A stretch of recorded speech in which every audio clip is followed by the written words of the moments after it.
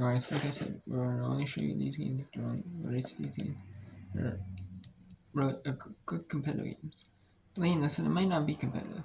Might be like 2 goals, like a few minutes left to go in the game. Ooh, we'll go back to this Marisman game with like a few minutes left now. Here come the Pacers. Thompson tried to send it long for Ivy, little too much. That's one of those mistakes. Aggression is really trying to get going. So you're not as upset about that as crazy laziness, sitting by and watching this, trying to get something going. So the Pacers are going to work their best attack back out in front here in the final 10 minutes or 12 minutes of play. Shania Knight controls it.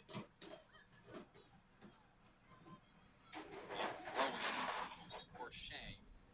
Okay, and here come the substitutions. We've got Agnew back in, we've got Young back in, and we have the ever dangerous Oldmar.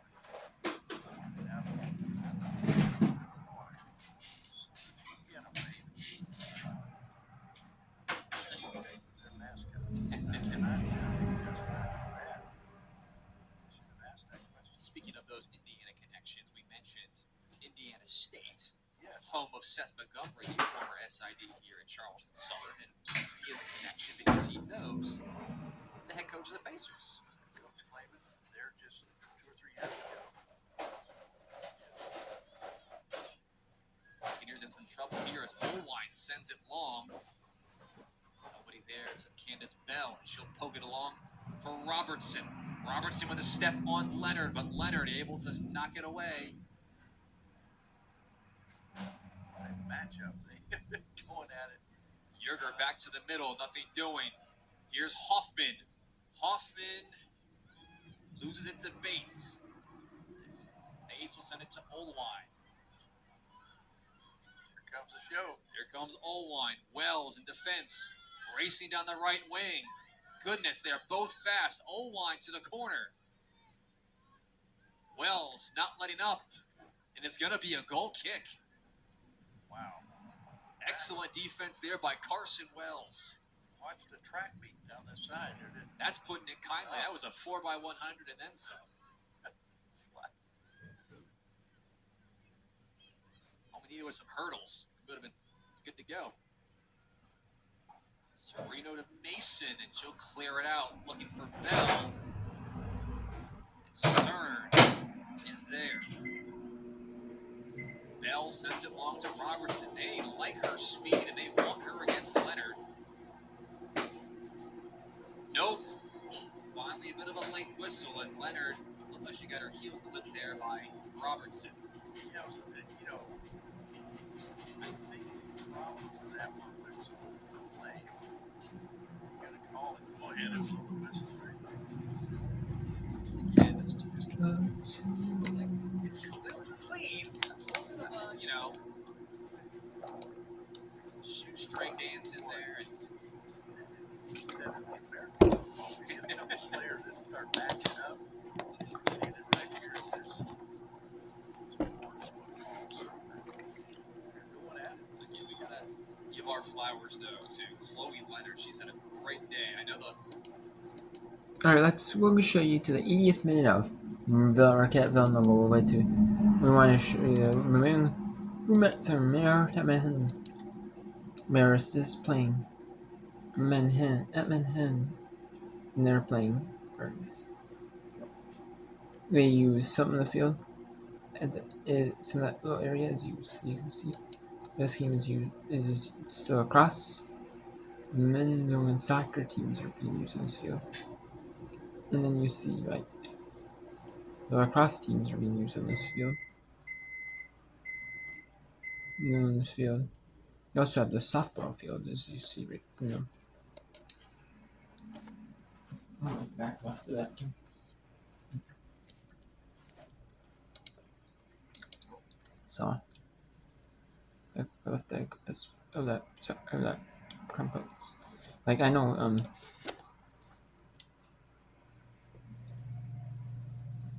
There's other teams like Portland State, they use it too. Some smaller schools might do that way. You have kind of multi-use. Yeah, it's all combined into one. Like high schools might do that. Some have their own, like softball, baseball field, like a softball field, something right there. They might, shouldn't.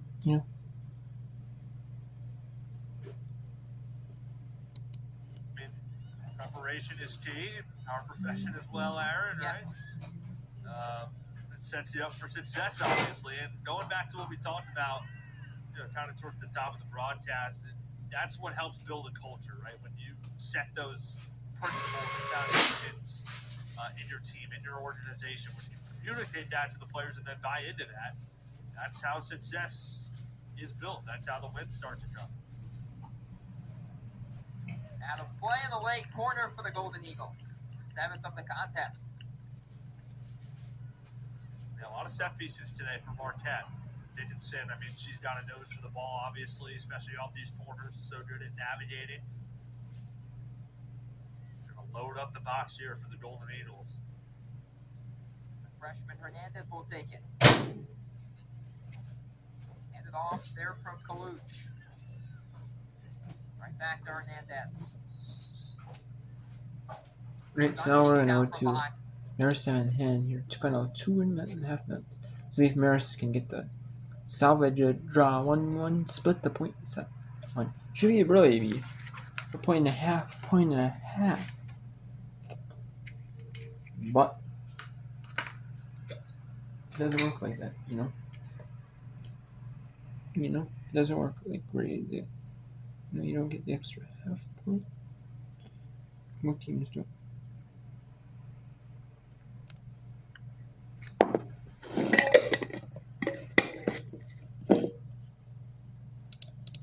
Free kick won by Amaya Hill.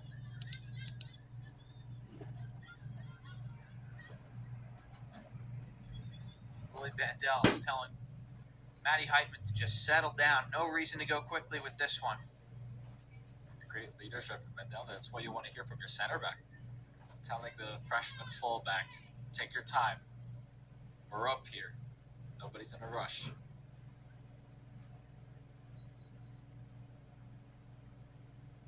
Heitman. Hill couldn't keep it in. Now Lindsay goes off of Seti Ducato. Another Maris throwing to come.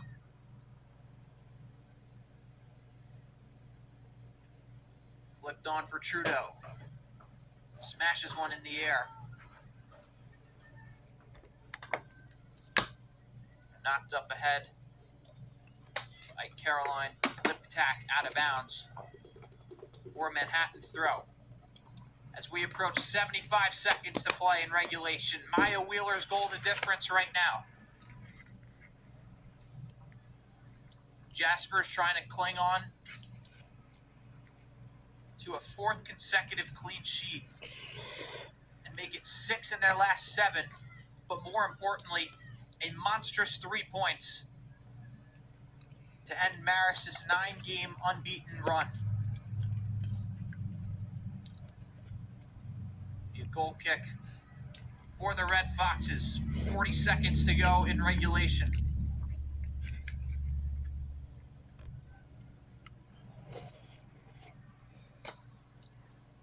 Won by the Jaspers as Amaya Hill looks to. And a foul called on Hill with 25 seconds to go. Time still ticking, however. Really interesting call there when it was the Maris player extending her.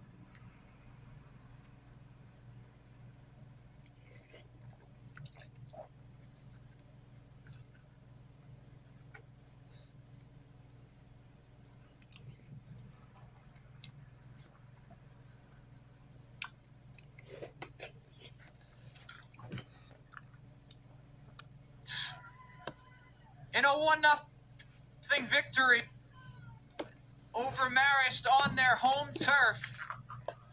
Thanks to a late winner from Maya Wheeler. What a time for her first goal of this season.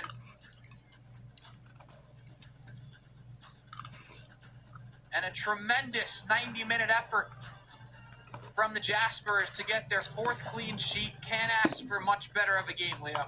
That was quite some action that we saw, Jackson. And we were just waiting for the goal to come, and it did. Maya Wheeler getting the win for the Jaspers here in a very important win. And a record-breaking win for Molly Brunk as well, who gave us some spectacular saves.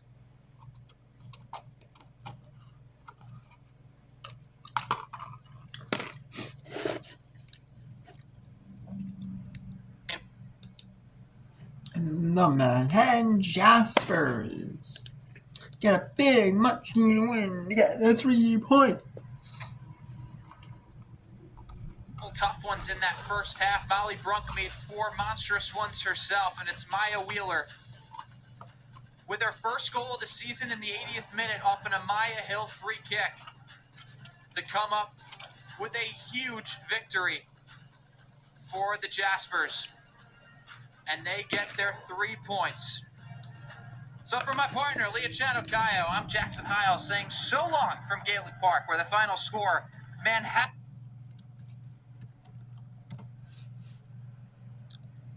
So you can see the women's Metro Athletics stands heading into the day.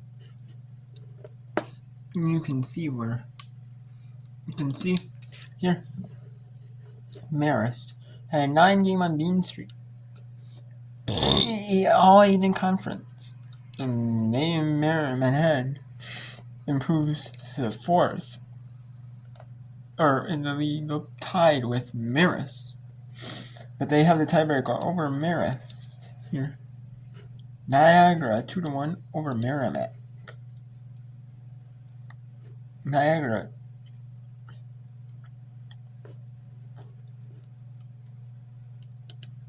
championship it's first round semifinals and championship.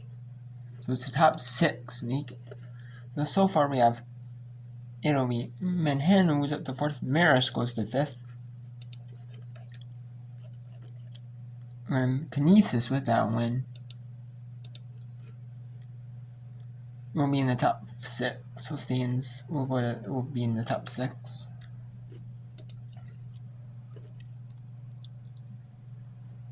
Siena. It's moving close in the top 6, but they're down 6 right now. They're in 7th. But Iona does place later, so right now proverbial 7th.